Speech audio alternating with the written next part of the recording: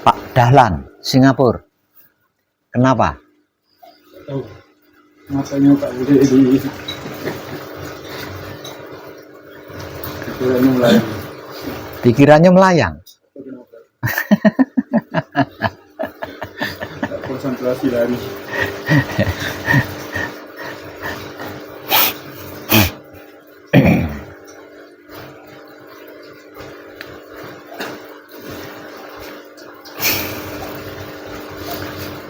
Digunakan untuk menikmati rasanya kelakuan.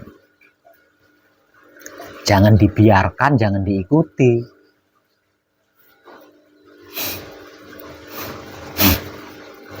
Jadi kesadarannya itu digunakan untuk menikmati rasanya kelakuan.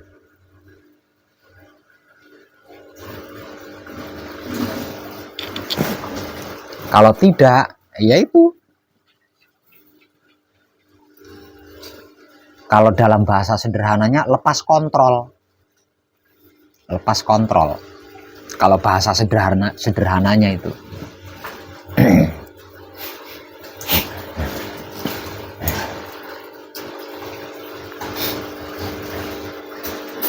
Dan jangan lupa, selama manekung, selama gembleng, kan kita sedang berlatih di situ. Sedang berlatih menikmati rasanya kelakuan kan? Dengan kesadaran cinta kasih sayang. Jangan pernah lupa itu. Artinya selama manekung, selama gembleng kan harus itu terus yang kita lakukan. Berhenti, ya melayang pikirannya, melambung.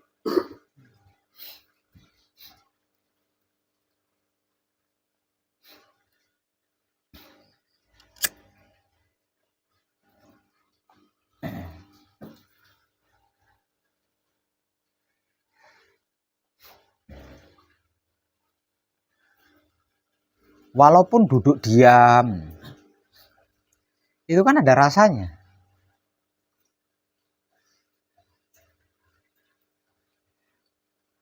Intinya apapun yang terjadi pada diri kita, itu semua ada rasanya.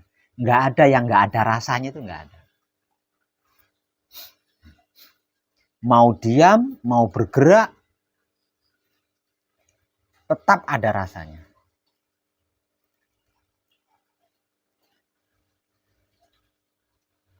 Lah, rasa itulah yang dinikmati. Dengan kesadaran cinta kasih sayang hidup. Jika tidak, ya kemana-mana. Kemana-mana. Kalau tidak,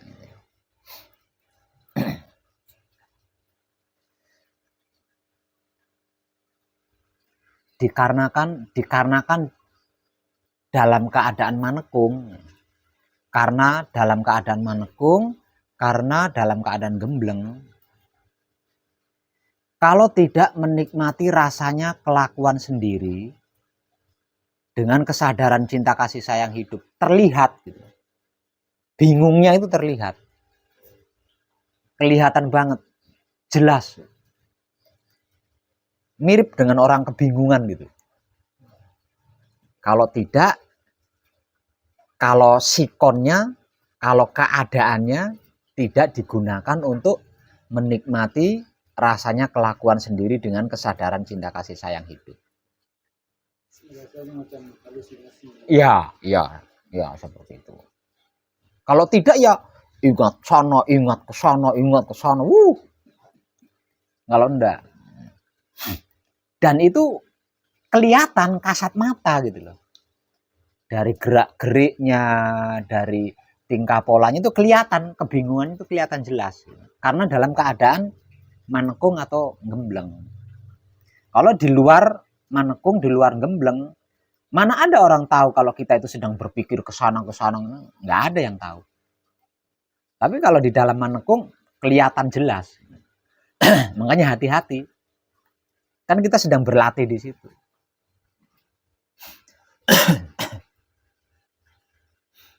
Dan itu nanti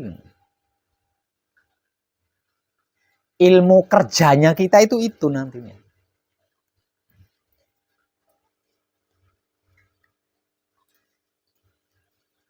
Nah, kalau ilmu kerja ini tadi tidak dikuasai, wah parah nanti. Selesai manekung itu tetap bingung, tetap tidak bisa. Tetap tidak bisa.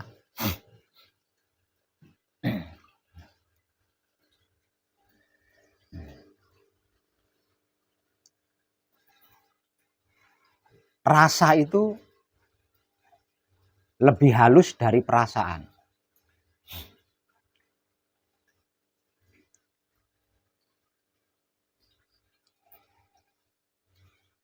Namun sehalus apapun, rasa itu nyata gitu. Beda dengan perasaan. Kalau perasaan kan hanya kira-kira. Tapi kalau rasa itu pasti. Artinya selembut apapun, sehalus apapun, rasa itu pasti, jelas. Jadi untuk menikmati rasanya kelakuan itu sesungguhnya mudah sekali. Karena rasa itu jelas gitu loh. Sudah jelas, pasti pula. Jadi jika punya alasan menikmati rasanya kelakuan itu sulit, saya nolak. Saya menolak. Karena rasa itu jelas banget. Rasa itu jelas banget. Dan pasti dia.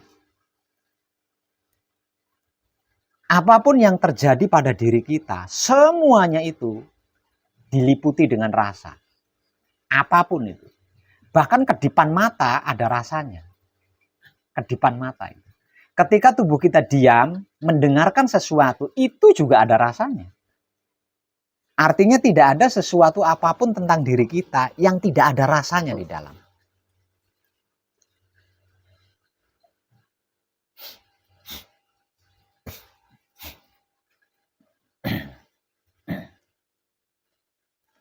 Dan selama panjenengan manekung, selama panjenengan gembleng, panjenengan sedang berlatih di situ loh.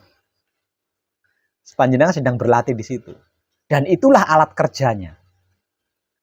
Artinya kalau panjenengan belum terlatih di situ, nanti ketika bekerja, praktek di lapangan maksudnya, enggak bisa. Karena ilmu kerjanya belum dikuasai.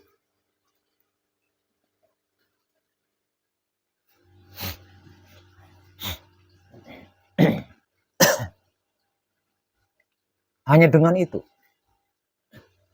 Kita tidak membutuhkan sarana apapun.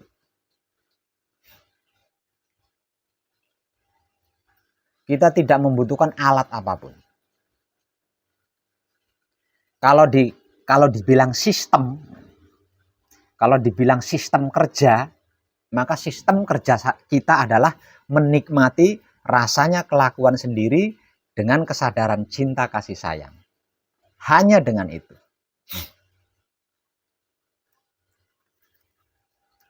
Kalau tidak, seperti mengejar bayangan sendiri di bawah terik matahari.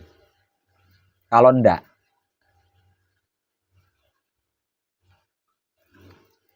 mana ada orang yang bisa mengejar bayangannya sendiri di bawah terik matahari?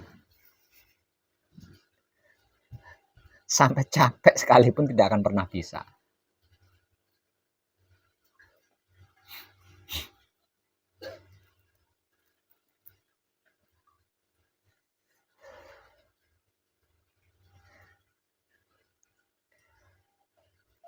Dan kadangan kita malam ini tentang ketinggian laku spiritual hakikat hidup berikutnya. Setelah yang sudah saya sampaikan di hari-hari kemarin. Malam ini masih tentang seputar gaibnya yang disebut Tuhan.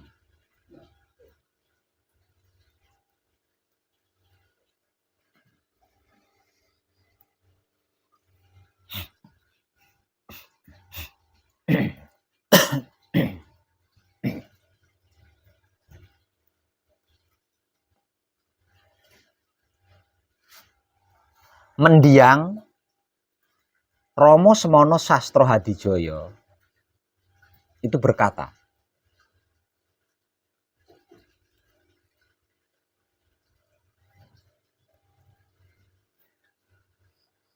kunci kuwi dudu agama, dudu keyakinan, dudu kepercayaan, dudu ilmu kesekten, dudu ilmu kebatinan, dudu ilmu kanuragan, dudu adat tradisi, dudu politik, dudu organisasi, dudu golongan, dudu partai, dudu perguruan utawa padepokan.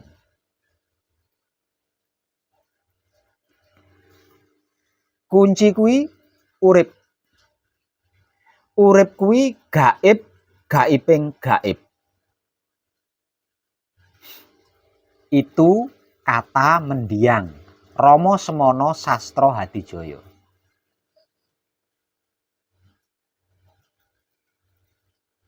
Kalau katanya wong edan bagu,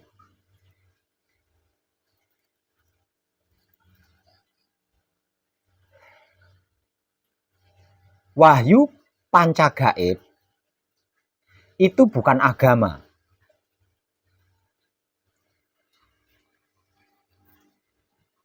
Bukan keyakinan. Bukan kepercayaan. Bukan adat tradisi. Bukan ilmu kesaktian. Bukan ilmu kanuragan. Bukan ilmu kebatinan. Bukan politik. Bukan organisasi. Bukan golongan. Bukan padepokan atau perguruan. Dan bukan semuanya. Wahyu pancagaib adalah manunggaling kawula Gusti. Manunggaling kawula Gusti adalah gaib, gaibnya gaib. Terkesan berbeda bukan? Namun sesungguhnya sama, dan katanya wong edan bagu lebih jelas. Kalau apa yang dikatakan oleh mendiang Rama Semana Sastra Hadijaya itu masih mentahan, perlu dicerna. Tapi kalau katanya wong edan bagu tinggal lep. Tinggal makan.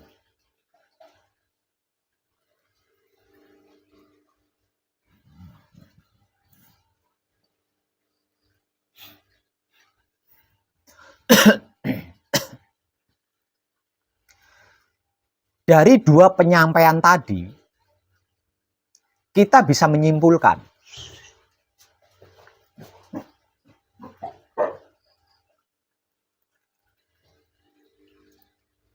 bahwasanya mengkaji diri atau mengkaji wahyu pancagaib di dalam prakteknya tidak bisa, tidak boleh, dan tidak diperkenankan ada ego, pamrih, arogan di dalamnya. Dengan dua penyampaian tadi, saya ulang, dengan dua penyampaian tadi bisa disimpulkan bahwasanya siapapun dia yang mengkaji wahyu pancagaib atau mengkaji diri di dalam prakteknya itu tidak boleh, sama sekali tidak boleh, tidak bisa, tidak diperkenankan dengan ego, pamrih, arogan. Harus benar-benar tulus, harus benar-benar murni, harus dengan kesadaran sendiri. Bukan karena ego, pamrih, arogan, bukan karena dipaksa atau terpaksa.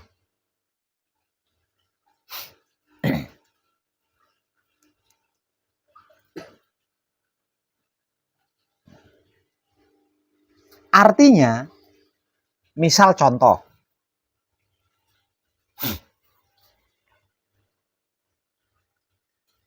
ada seseorang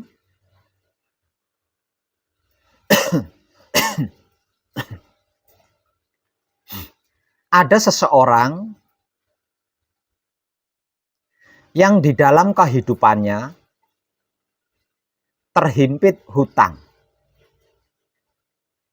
Kemudian, karena mendengar informasi tentang wahyu pancagaib, lalu ikut mengkaji wahyu pancagaib.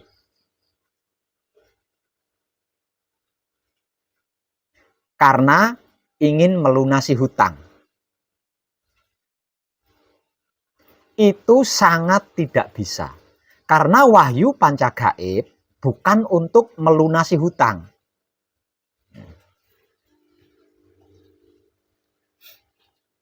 Misal contoh lagi, ada seseorang tubuhnya sedang mengalami sakit. Kemudian, dikarenakan dia mendengar informasi tentang wahyu pancagaib, lalu dia tertarik dan ikut mengkaji wahyu pancagaib. Dengan harapan penyakitnya bisa sembuh. Itu sangat tidak bisa dan tidak diperkenankan.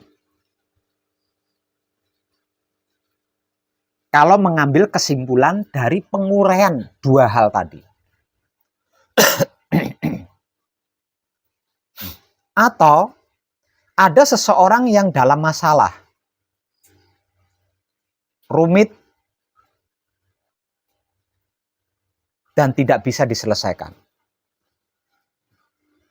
Kemudian dikarenakan mendengar informasi tentang wahyu pancagaib, lalu tertarik dan ikut mengkaji wahyu pancagaib.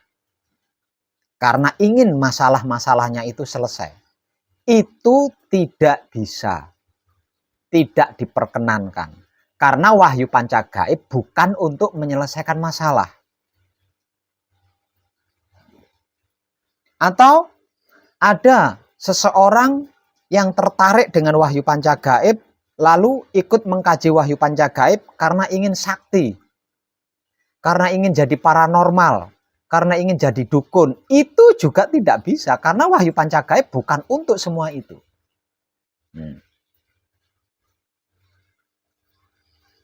Wahyu pancagaib bukan untuk semua itu, dan bukan tentang semua itu.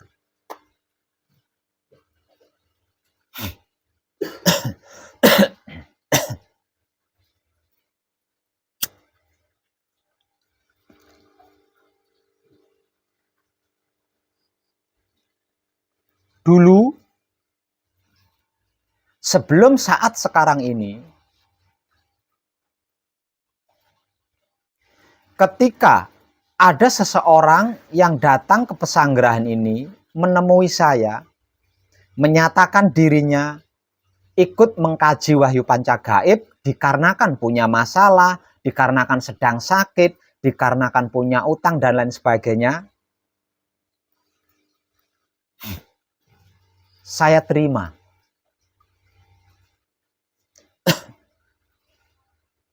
Tidak saya tolak, saya terima. Namun seiring berjalannya waktu, egonya, pamrihnya, arogannya itu saya kikis sedikit demi sedikit. Bukan berarti karena saya terima wahyu pancagaib bisa untuk semua itu. Bukan. Tetap saya terima. Tetap saya terima. Namun seiring berjalannya waktu, ego, pamrih, arogannya, saya kikis sedikit demi sedikit. Dan dia tidak merasa saya kikis. Dengan saya berikan motivasi-motivasi, sedikit demi sedikit ego, pamrih, arogannya hilang. Dan apa yang menjadi permasalahannya selesai.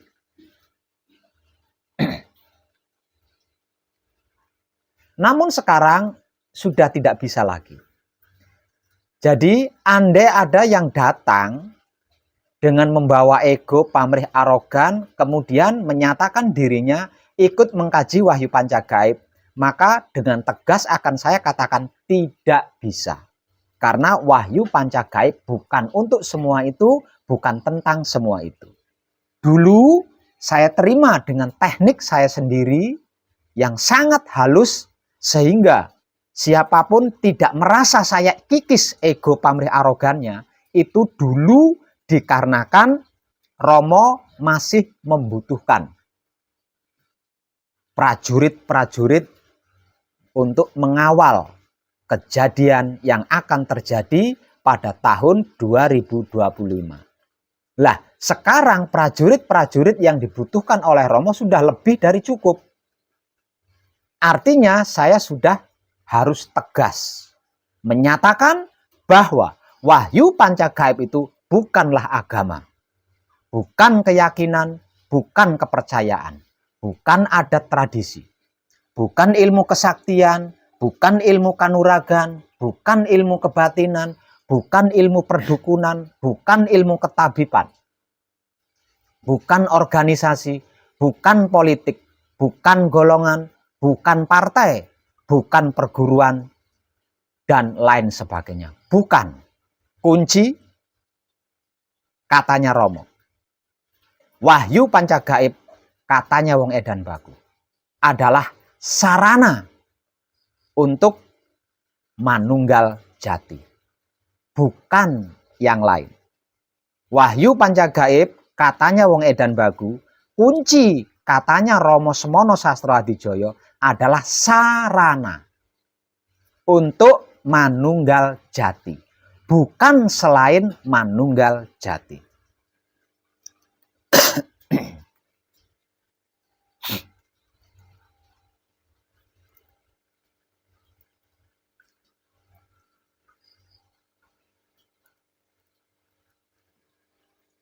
Lah, di sini letak gaibnya.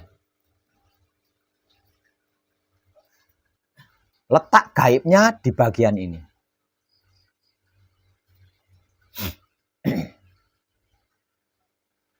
Walaupun panjenengan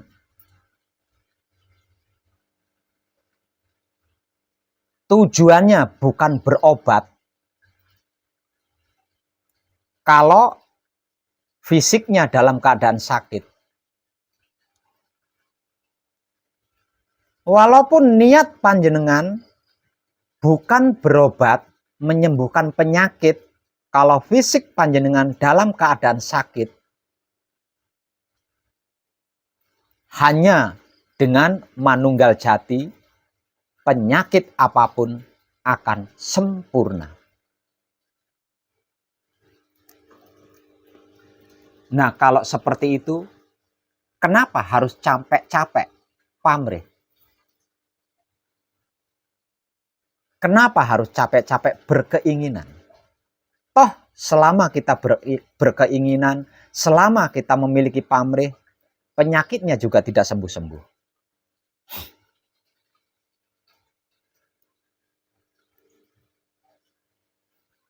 Walaupun panjenengan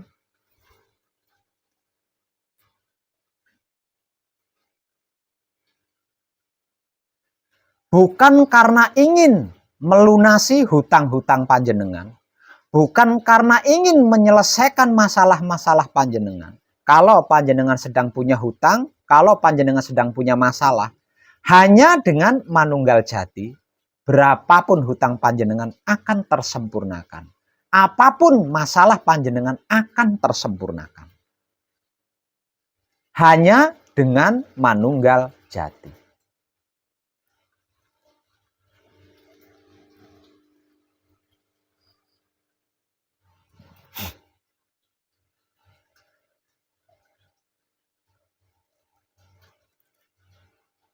Walaupun panjenengan tidak ingin menjadi orang sakti mandraguna,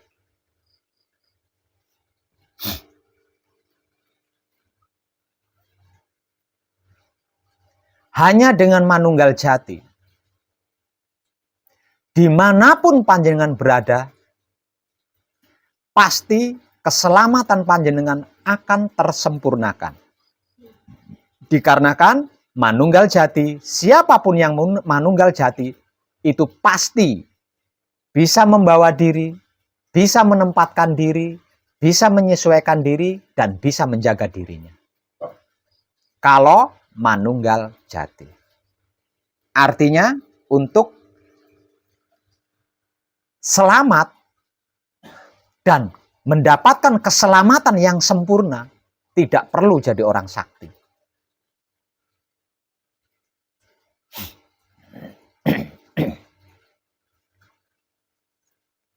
Aneh bukan? Itulah gaibnya gaib. Itulah gaibnya wahyu pancagaib. Itulah gaibnya hidup, itulah gaibnya yang dimaksud Tuhan.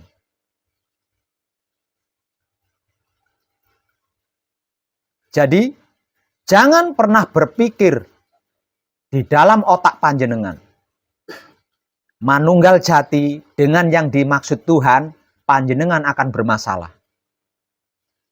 Panjenengan akan sakit. Panjenengan akan mengalami kekurangan-kekurangan dan lain sebagainya. Karena pemikiran-pemikiran seperti itu sama halnya panjenengan sudah menghina yang disebut Tuhan.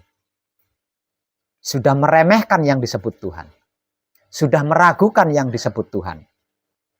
Yang seumur hidup panjenengan yakini, yang seumur hidup panjenengan percayai, bahkan panjenengan puja dan puji.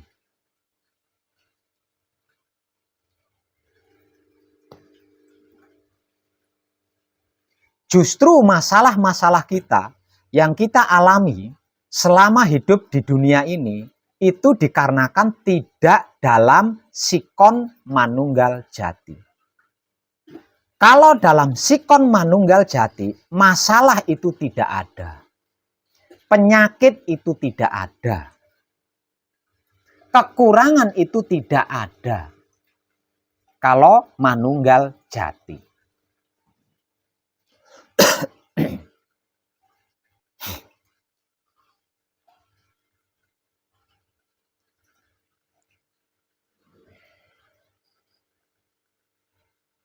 Dikarenakan dalam sikon manunggal jati, dalam situasi dan kondisi manunggal jati maksudnya, apapun kelakuan kita sudah pasti mijilake Romo, sudah pasti mewujudkan atau menyatakan yang dimaksud Tuhan.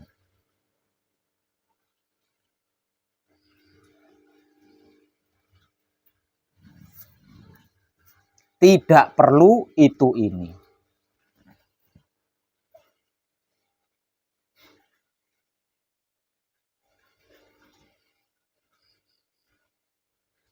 Dan prakteknya amat sangat sederhana. Bahkan kemungkinannya sangat tipis sekali. Mencucurkan keringat, memeras tenaga. Kemungkinannya itu sangat tipis. Memeras tenaga, menguras keringat, itu kemungkinannya sangat tipis. Kenapa saya katakan kemungkinannya sangat tipis? Lawang ketika manembah hanya diam. Di luar manembah menikmati rasanya kelakuan sendiri dengan kesadaran cinta kasih sayang hidup. Memeras keringat, menguras tenaganya di mana?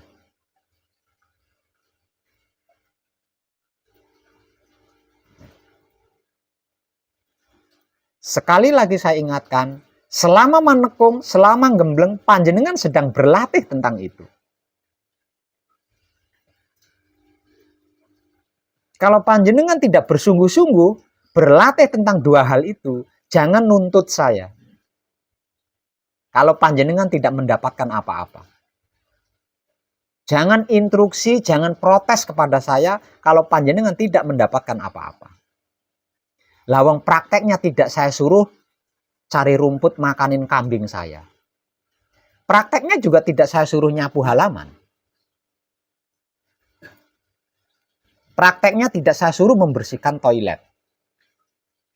Prakteknya hanya makan, minum, medang, ngerokok kalau yang ngerokok, tidur, patrap. Kalau sampai tidak maksimal, enggak sungguh-sungguh, jangan nuntut saya, Jangan instruksi kepada saya, jangan protes kepada saya kalau tidak mendapatkan apa-apa.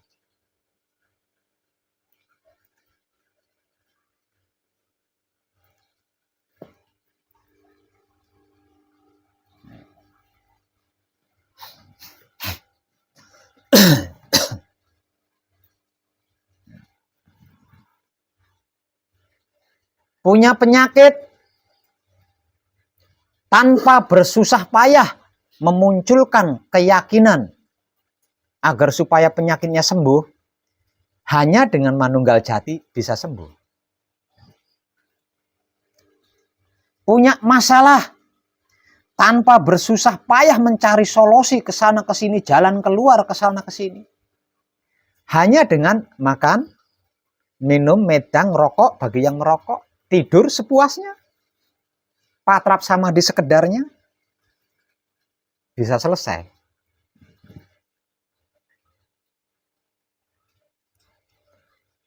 Apa? Mau ngomong apa aja dengan sama saya? Nah, enggak saya suruh nyari rumput buat kambing saya, enggak. Saya suruh bersihin toilet, tidak. Saya suruh nyapu halaman, enggak. Ayo.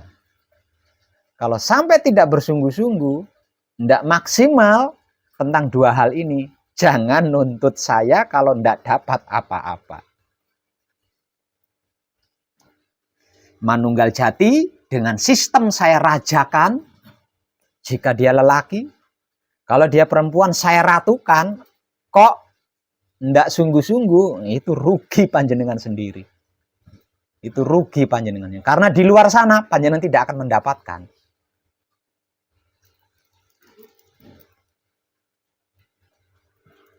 Itu loh gaibnya, gaib wahyu pancagaib. Panjenengan terima dengan akal pikiran, tidak akan masuk. Tidak akan bisa panjenengan menerimanya dengan akal pikiran. Karena ini gaib, gaibnya gaib.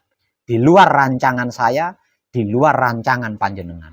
Di luar rencana saya, di luar rencana panjenengan. Dan ini bukan asumsi saya, juga bukan asumsi panjenengan. Melainkan gaib, gaibnya yang dimaksud Tuhan.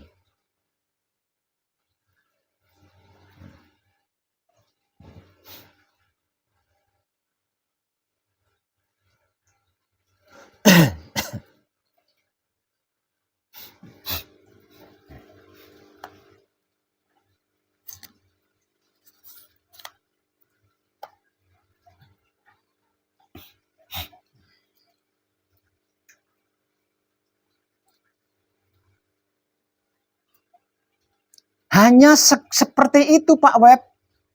Cuma begitu saja Pak Web. Iya, ayo kita buktikan. Mari kita buktikan.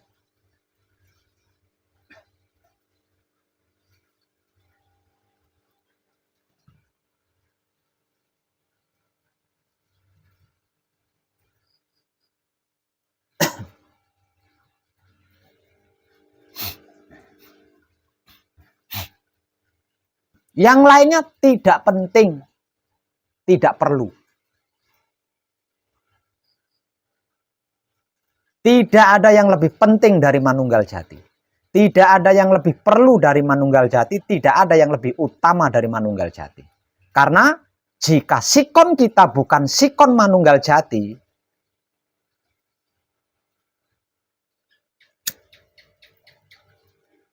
hukum alamnya manusia untuk bisa mengeluarkan keringat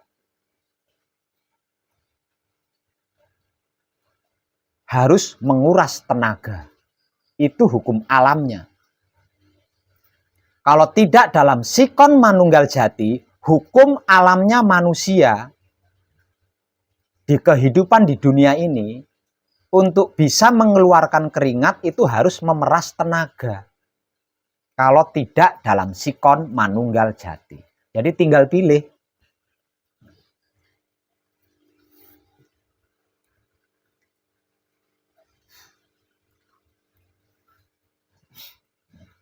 Yang lain selain itu Pak Web tidak penting.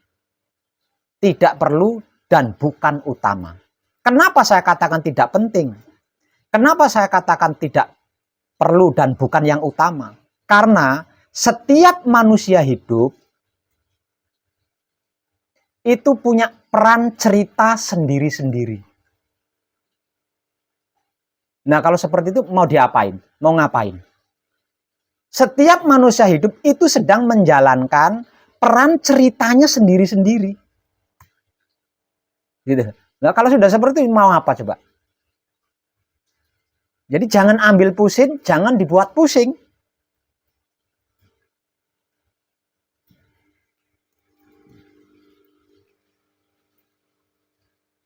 Nah, sekarang persoalannya, ketika Pak Dahlan dari Singapura sedang berperan cerita sebagai pedagang, punyakah sesuatu untuk dijual? Persoalannya kan di situ.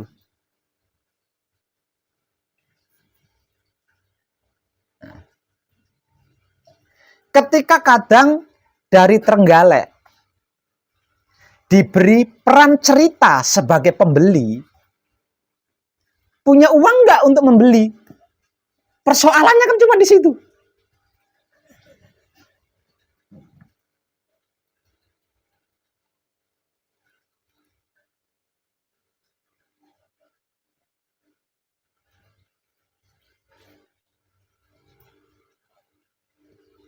Ketika kadang dari Blitar diberi peran cerita,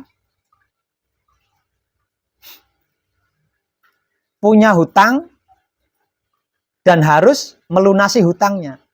Persoalannya kan, ketika kadang kita dari Blitar ini sedang berperan cerita mau membayar hutang, punya uang nggak untuk membayar hutang? Persoalannya kan di situ toh.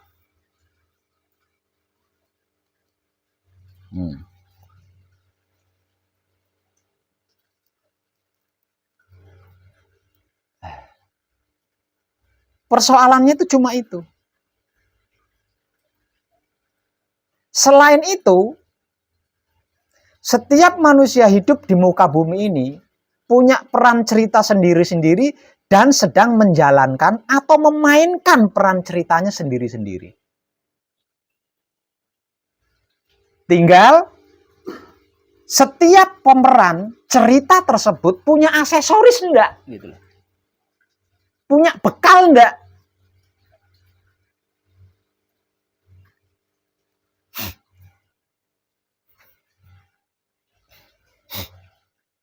Kalau tidak,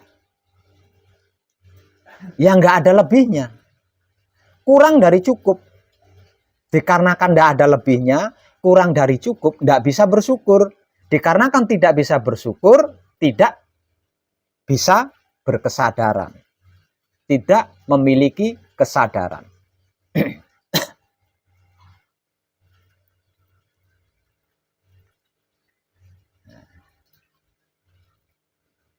Jadi jangan dikira artis-artis viral itu nggak ada modalnya. Cuma modal cantik doang. Cuma modal tampan doang. Artis-artis yang viral itu modalnya ratusan juta. Bahkan ada yang miliaran. Untuk menjadi viral itu loh. Kalau menjadi artis, ketika dia berperan sebagai penjahat, pakaiannya yang digunakan untuk menjadi penjahat ketika syuting itu hasil nyewa, honornya akan dibagi. Termasuk membayar sewa pakaian preman itu tadi. Ketika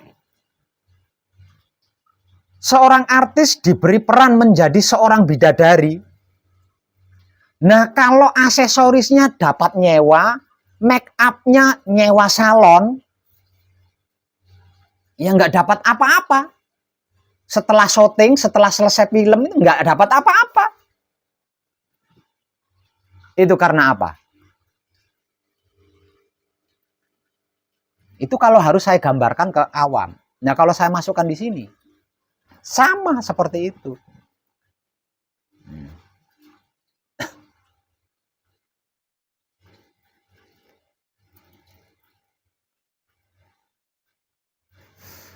Jadi jangan dikira artis-artis tampan, artis-artis cantik, wah, kecantikan mereka itu beli. Di make up, ada yang make up itu. Ketampanan mereka itu ada yang make up. Dan itu bayar. Enggak gratis.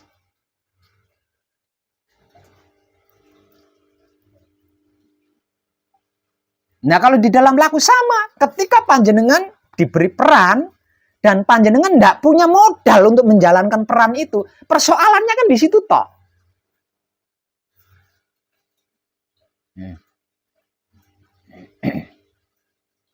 Ketika panjenengan diberi peran cerita sebagai orang tani, nah ketika menjalankan peran cerita sebagai orang tani, ini panjenengan punya cangkul tidak? Punya sawah enggak untuk dicangkul? Kan persoalannya di situ toh.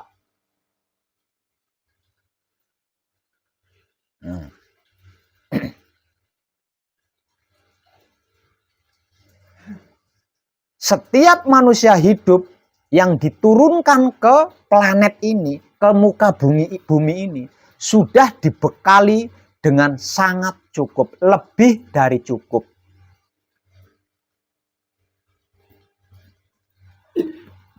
Tapi kenapa? Ketika diberi peran hutang uang, yang kemudian hutang uang itu harus dilunasi, dan ketika berperan melunasi hutang, nggak punya uang, kan nggak masuk akal, wong sudah dibekali lebih dari cukup. Kenapa hal ini terjadi? Dikarenakan tidak dalam sikon manunggal jati.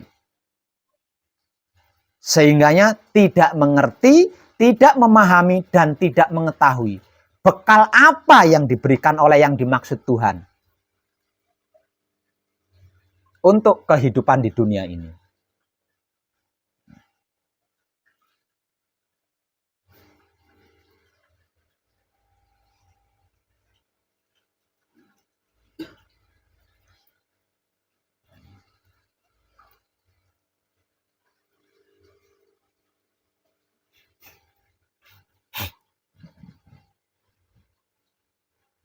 Di dalam laku spiritual hakikat hidup, modal kita cuma diam.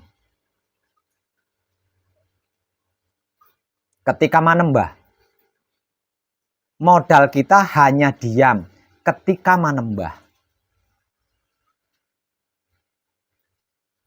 Di luar manembah, modal kita cuma menikmati rasanya kelakuan sendiri dengan kesadaran cinta kasih sayang hidup. Tidak seperti artis viral yang saya ungkapkan tadi.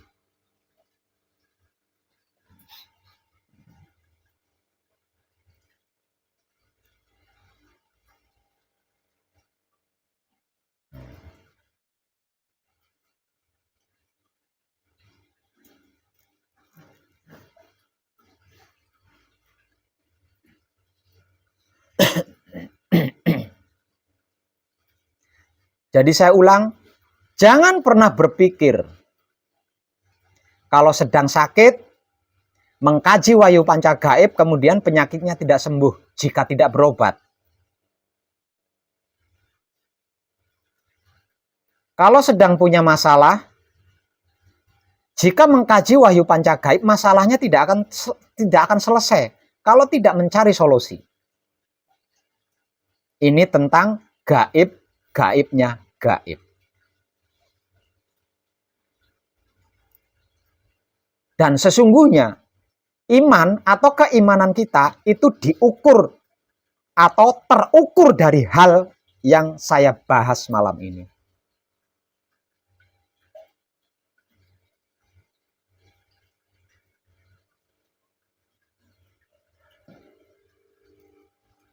Jadi kalau panjenengan percaya adanya yang dimaksud Tuhan, seberapa percayanya panjenengan dengan yang dimaksud Tuhan itu terukur dan teruji di bagian ini. Kalau panjenengan yakin adanya yang dimaksud Tuhan, keyakinan panjenengan terhadap yang dimaksud Tuhan itu akan diuji dan diukur di bagian ini.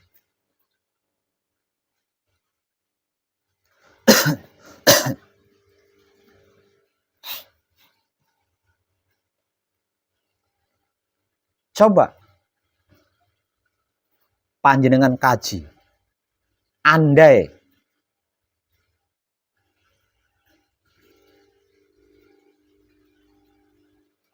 spiritualnya menggunakan bertapa atau berpuasa,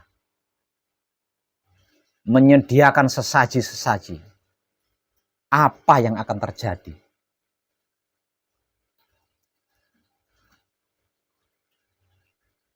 Tidak menggunakan semua itu saja, hanya dengan tidur sepuasnya, makan secukupnya, minum secukupnya, medang secukupnya, ngerokok kalau yang ngerokok, patrap sama di sekedarnya, itu saja panjenengan begini.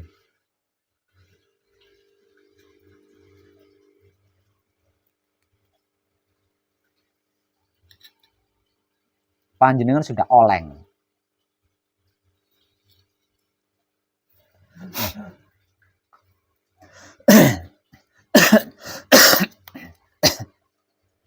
Hanya wong edan bagu.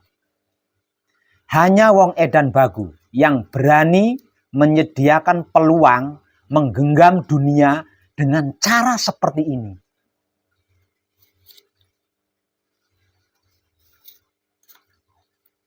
Setahu saya selain wong edan bagu belum ada yang berani. Tinggal panjenengan bersungguh-sungguh atau tidak. Itu saja.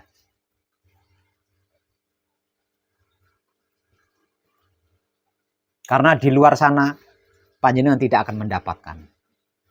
Sebab saya tahu belum ada yang berani. Dikarenakan betapa sulitnya itu suci.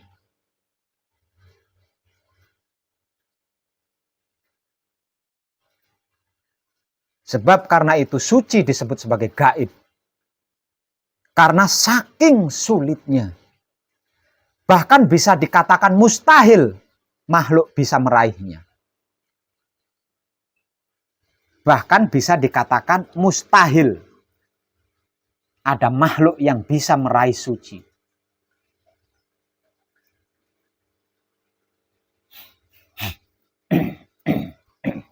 Kenapa saya katakan mustahil ada makhluk bisa meraih suci? Karena suci itu tidak bisa dicampuri dengan apapun. Tidak bisa tercampuri oleh apapun.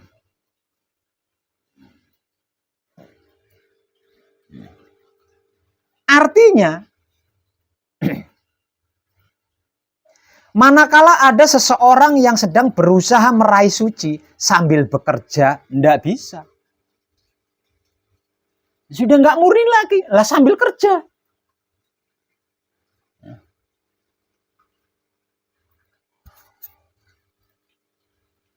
Mau makan, harus berusaha dulu mencari bahan makanan. Setelah mendapatkan bahan makanan, harus mengolah dan memasak bahan makanan itu untuk bisa dimakan. Mana bisa meraih suci?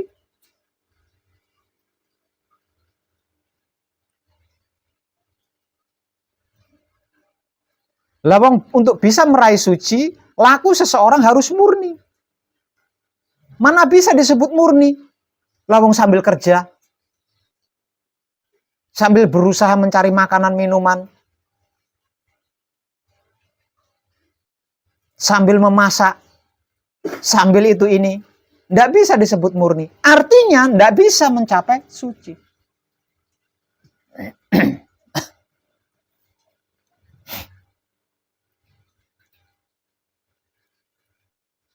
Hanya kemurnian perbuatan yang bisa mencapai suci.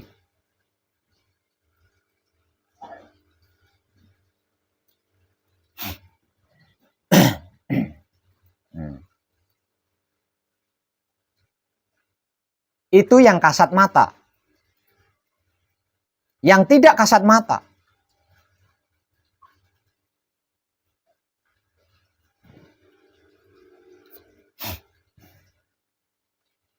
seumur hidup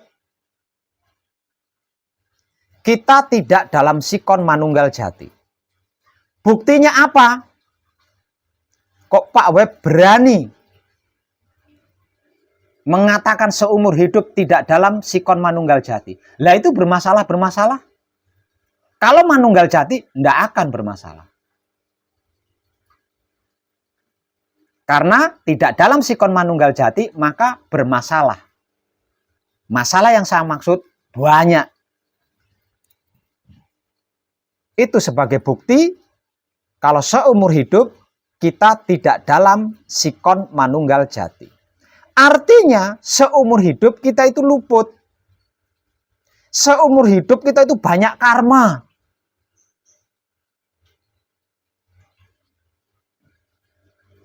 Seumur hidup kita itu banyak salah, banyak dosa. Seumur hidup loh itu. Nah kalau itu semua ditotal jumlahnya,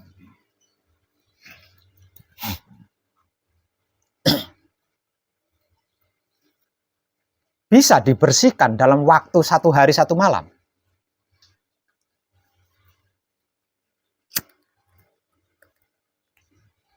Luput seumur hidup, karma seumur hidup, dosa seumur hidup, salah seumur hidup,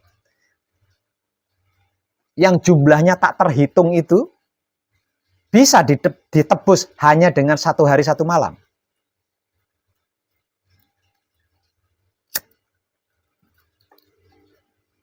Logika saja. Tidak akan bisa, para kadang.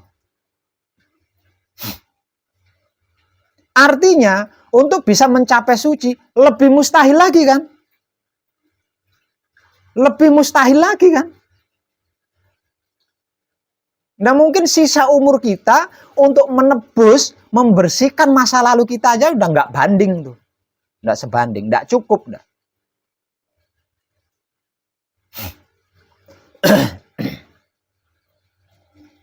Tidak sebanding itu.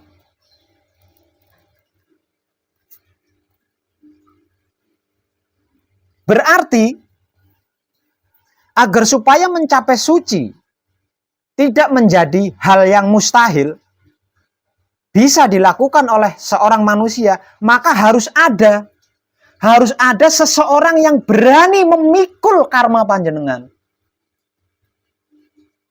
Harus ada seseorang yang mau bersedia menebus dosa-dosa panjenengan, salah panjenengan, luput panjenengan.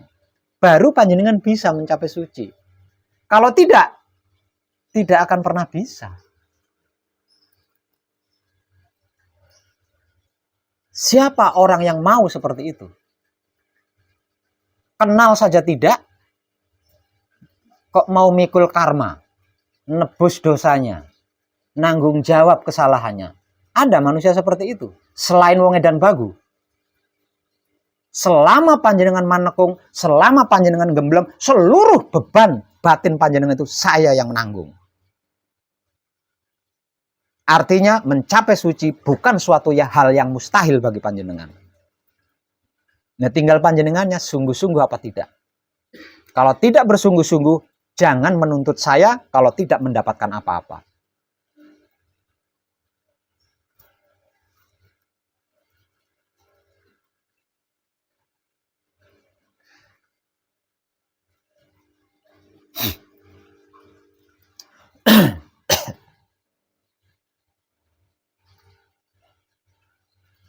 Itu loh, gaibnya gaib yang dimaksud Tuhan.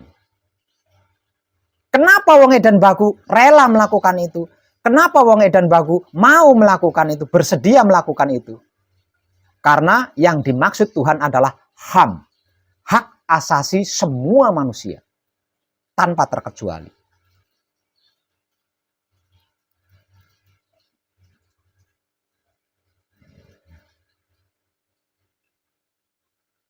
Dan saat ini alam semesta sedang membutuhkan.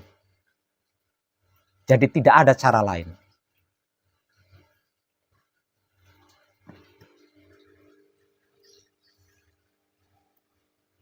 Jadi kesimpulannya, apa yang saya lakukan di pesanggeran ini selama ada kegiatan menekung atau gembleng, itu sesungguhnya adalah gaibnya gaib. Dan semuanya itu di luar rencana saya. Bukan rancangan saya. Terjadi begitu saja. Maka saya nyatakan, beruntunglah panjenengan yang mendapat kesempatan ikut mengkaji diri bersama saya di sini.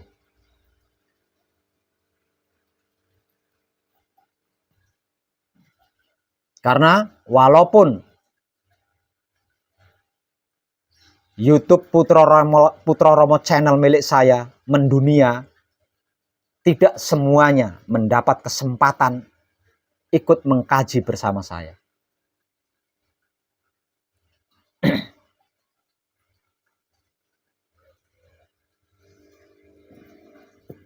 Dikarenakan itu, siapapun panjenengan dan bagaimanapun latar belakang panjenengan,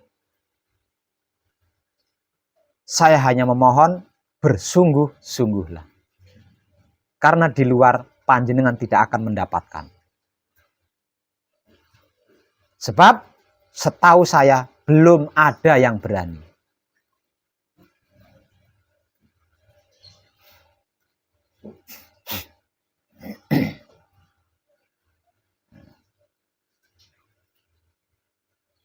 Tidak saling kenal, begitu ketemu dirajakan, tidak saling kenal, begitu ketemu diratukan, karmanya ditebus, luputnya ditebus.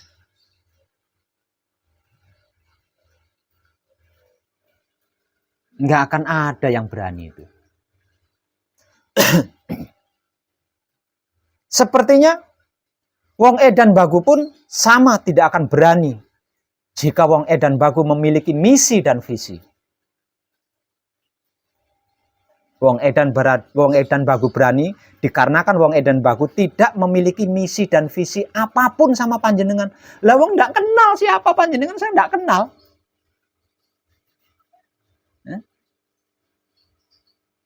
Saya tidak tahu bagaimana latar belakang panjenengan, apa agama panjenengan, saya tidak tahu. Lalu misi apa yang saya bawa untuk panjenengan? Visi apa yang saya bawa buat panjenengan? Lawang tidak saling mengenal.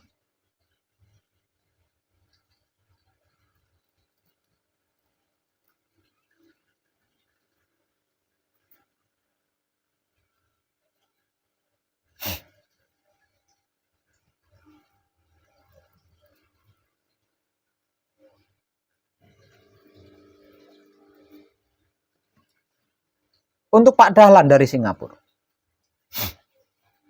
Sejak pertama kali panjenengan datang, pernah saya bertanya agama apa panjenengan? Pernah. Bagaimana latar belakang? Pernah bertanya?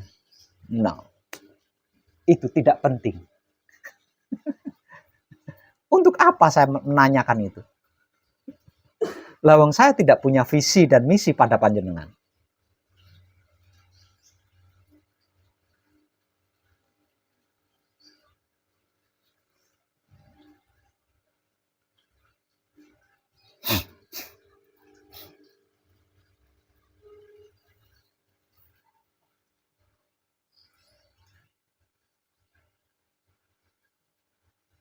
Hanya dengan keberanian panjenengan, diam ketika bersamadi setelah melakukan patrak,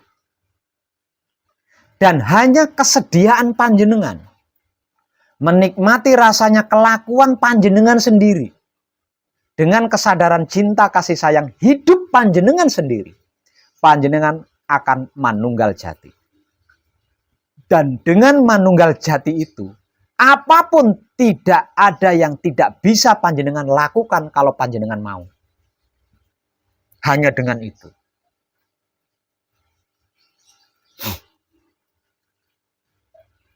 Maka bersungguh-sungguhlah di dalam laku. Maksimalah di dalam laku. Selagi saya masih duduk di sini. Selagi saya masih ada di pesanggeran ini.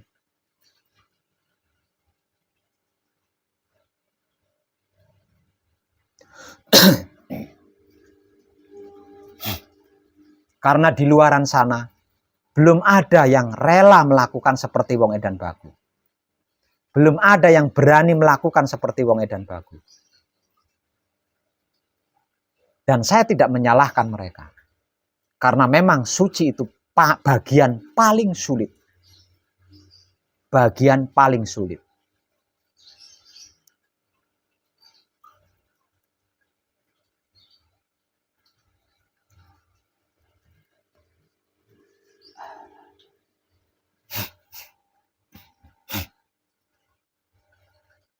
Dan jangan pernah bercermin dengan sejarahnya Nabi Musa dan Khidir. Seorang Nabi Musa saja diam tidak bisa. Gagal diam. Seorang Nabi. Apalagi saya. Jangan pernah berpikir seperti itu. Karena beda eranya. Beda zamannya. Dan ketika itu Nabi Musa dijadikan contoh gagalnya dalam berspiritual. Jadi Nabi Musa itu diberi peran cerita oleh yang dimaksud Tuhan untuk menjadi contoh kalau gagal berspiritual seperti ini loh.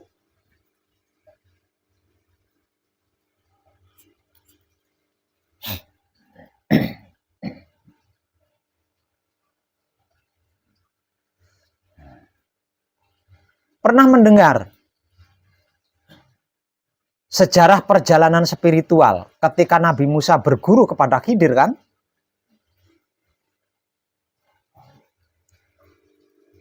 Dan ketika itu Khidir minta syarat apa? Hanya diam, bukan puasa, bertapa dan lainnya. Hanya disuruh diam. Sederhana kan? Tapi seorang nabi tidak bisa. Itu dikarenakan Musa pada saat itu diberi peran cerita untuk menjadi contoh dalam gagalnya berspiritual. Bukan Nabi Musa itu cemen, bukan.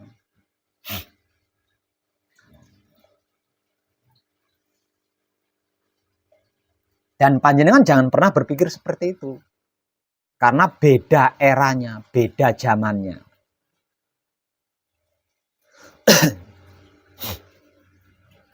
Toh, bentuk bimbingan dari saya tidak seperti yang dilakukan Khidir kan?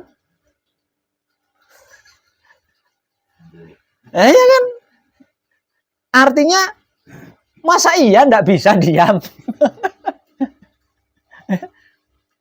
Nabi Musa tidak bisa diam, wajar. Karena bentuk bimbingan dari sang pembimbingnya ekstrim.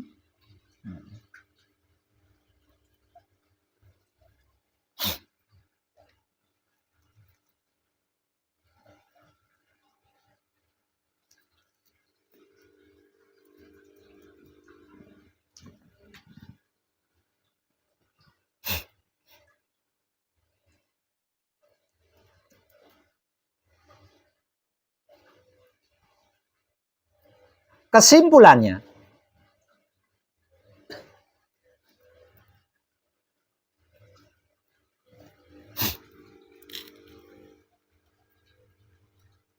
apapun masalah panjenengan di dunia ini, apapun penyakit panjenengan di dunia ini,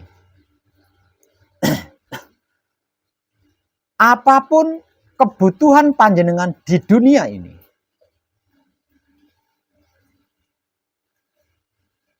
solusinya adalah manunggal jati. Penyelesaiannya adalah manunggal jati.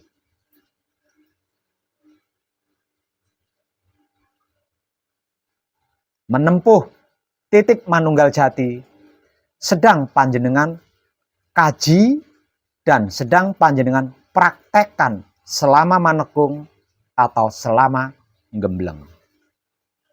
Dan hanya kesungguhan panjenengan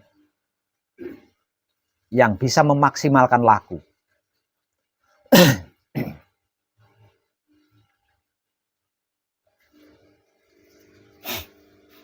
Lakunya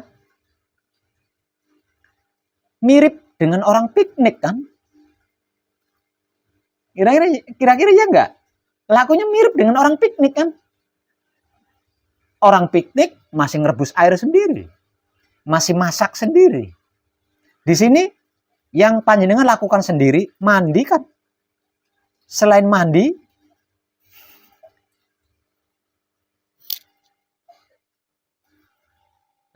mirip dengan orang piknik.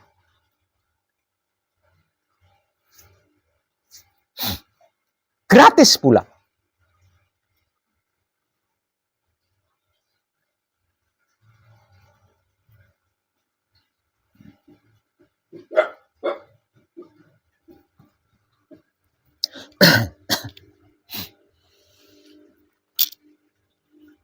Jadi kalau sampai tidak bersungguh-sungguh, sehingga lakunya tidak maksimal, itu kerugian panjenengan sendiri.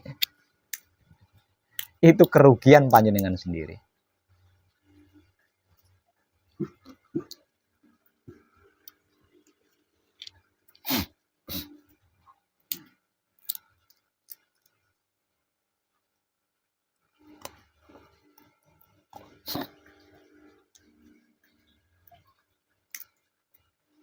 Itu loh. Manunggal jati. Itu loh manunggal dengan suci. Itu loh manunggal dengan yang dimaksud Tuhan.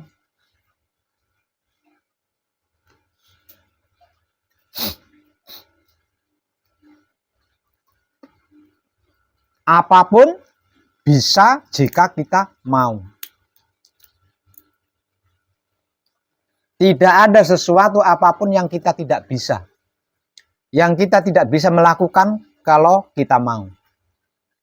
Jika manunggal jati.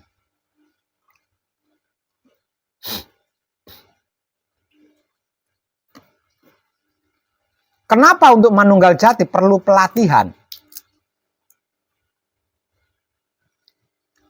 Kenapa manunggal jati perlu pelatihan?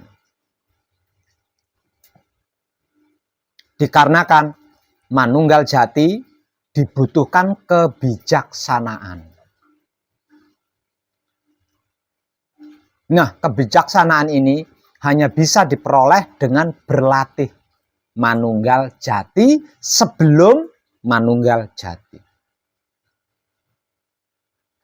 Manunggal jati tanpa kebijaksanaan di dalamnya kacau. Panjenengan akan menyaingi yang dimaksud Tuhan kalau tidak memiliki kebijaksanaan di dalam manunggal jati.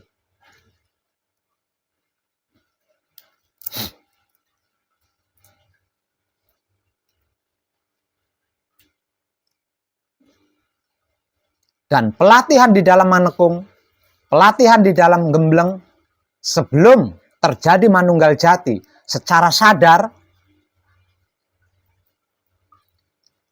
itu untuk mendapatkan kebijaksanaan. Maksudnya agar supaya panjenengan bisa bijaksana. Karena kalau tidak bijaksana, panjenengan tidak akan bisa membawa diri, tidak akan bisa menempatkan diri, tidak akan bisa menyesuaikan diri, apalagi menjaga diri. Kalau tidak bijaksana. Nah, manunggal jati tidak bijaksana, kacau.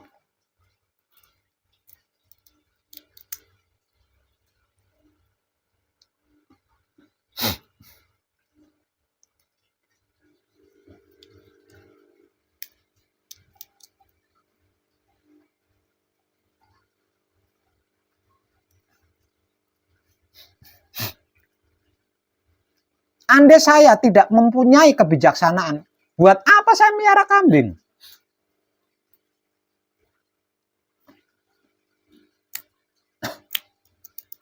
Kalau saya tidak punya kebijaksanaan. Lawang apapun saya bisa.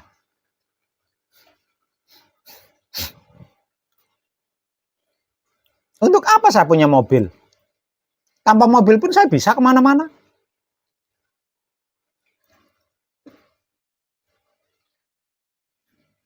Apa nggak kacau kalau saya kemana-mana nggak pakai mobil?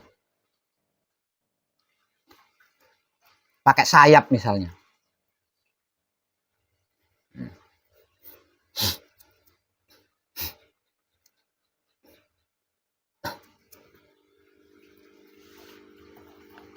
Kalau saya tidak bijaksana, buat apa saya utang bank BRI? Untuk apa saya utang bank BRI? Uang apapun bisa saya lakukan.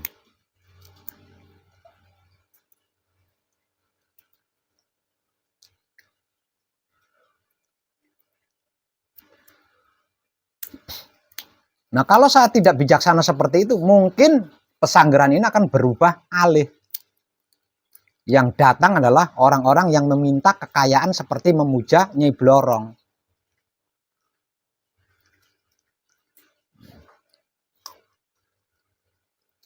Nah, dengan seperti itu, ketika ada orang yang datang memuja saya agar supaya kaya raya, saya bisa ngomong, lawang saya saja punya hutang di BRI.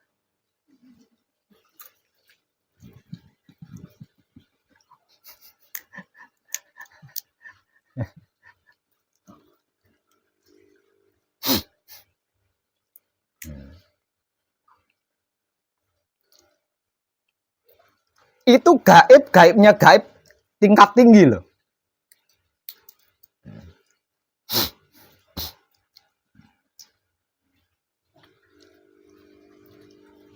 Kenapa saya katakan tingkat tinggi?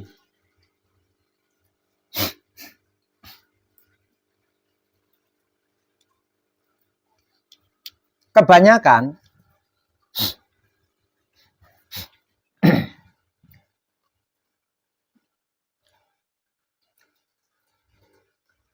seseorang berdiri di atas api, tidak merasakan panas saja, langsung masuk TV. Langsung masuk TV kan?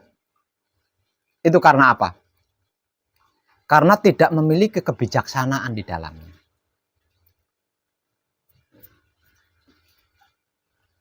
Sehingganya ilmunya buat pameran. Bukan digunakan untuk kebaikan. Ilmunya digunakan untuk hiburan, bukan untuk kebaikan, dikarenakan tidak ada kebijaksanaan di dalamnya.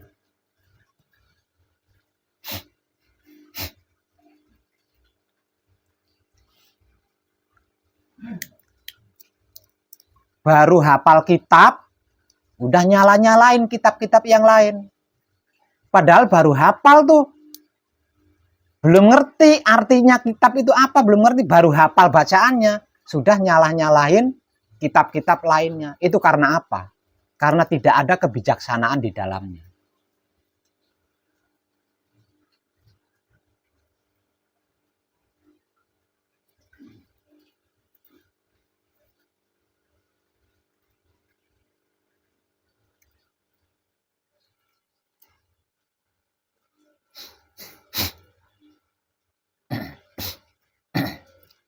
Di luar rencana panjenengan.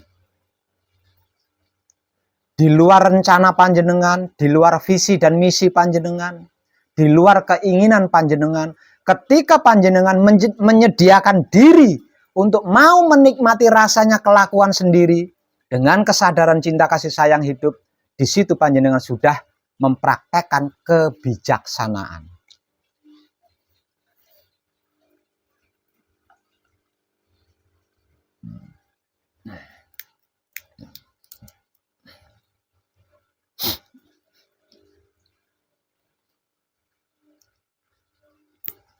Dan kesediaan panjenengan, kerelaan panjenengan untuk diam ketika bersamadi. Walaupun otak atau pikiran panjenengan tidak bisa diam. Walaupun hati atau batin panjenengan tidak bisa diam. Walaupun kelamin atau syahwat panjenengan tidak bisa diam, namun panjenengan rela menyikapi semuanya itu dengan diam, sesungguhnya panjenengan sudah dalam keadaan manunggal jati di situ. Tinggal dari seberapa kesadaran panjenengan untuk bisa menyadari hal itu.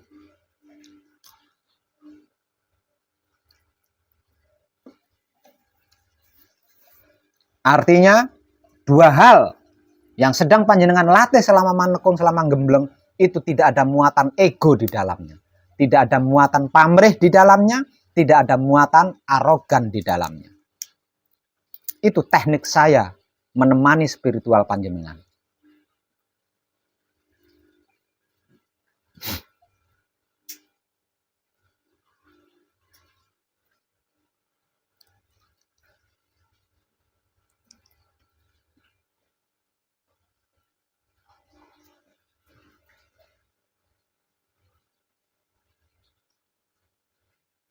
Dan kadangan kita malam ini cukup. Kita sambung kali lain dengan tema yang lebih tinggi dari gaib-gaibnya gaib yang sudah saya bahas sejak kemarin malam dan malam ini. Terima kasih dan tercerahkan kita semua.